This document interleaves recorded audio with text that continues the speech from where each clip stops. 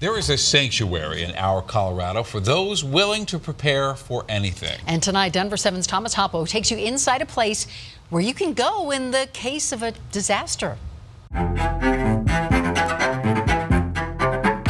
In a world that's constantly changing. It's kind of one of those things that if you're stuck on a deserted island, who do you want to be with? All of us can be unaware of the risks our world faces. When that happens, that's going to lead to a collapse. Collapse means loss of law and order. And if that risk showed up in front of you, are you prepared? I am Kiki and I am prepared. Kiki is what you would call a prepper. First, we have to tell you what a prepper is. It's basically a survivalist for any type of disaster. I think it's more of a state of mind. When you think prepper, you think of someone preparing for some type of post-apocalyptic world, or zombies. Really? No, more like preparing for something like a nuclear fallout. Maybe not that extreme, or something like a natural disaster, like a volcano. Bottom line is, these survivalists are prepared for anything. It's very practical things. It's what happens if our grid goes down. People don't really stop and understand what the impact of that is to all of us. But where do you go in Colorado if something like that were to happen? Well, now there's a place. And the reason there's so many of us that prep is we understand human nature. This is Drew.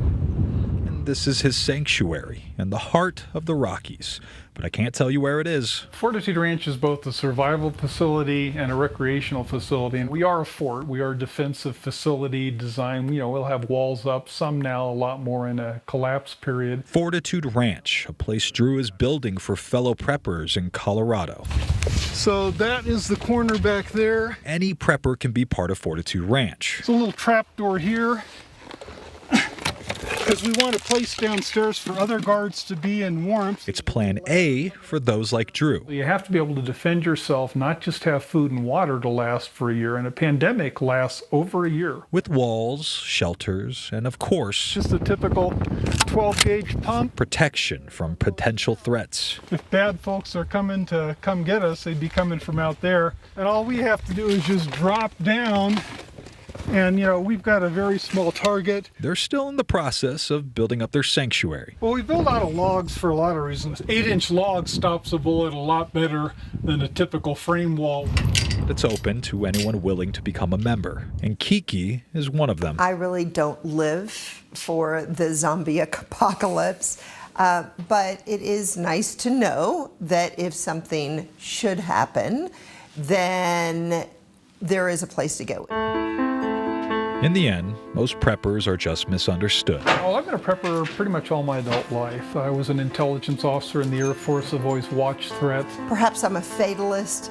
Perhaps I'm just really responsible and prepared. I don't know. But I think it's better to be safe than sorry. And our Colorado is full of them. But again, they're not going to tell you they are. Preppers believe it's foolish not to have some preparations for disaster. Reporting in, well, somewhere in Colorado. Thomas Hoppo, Denver 7.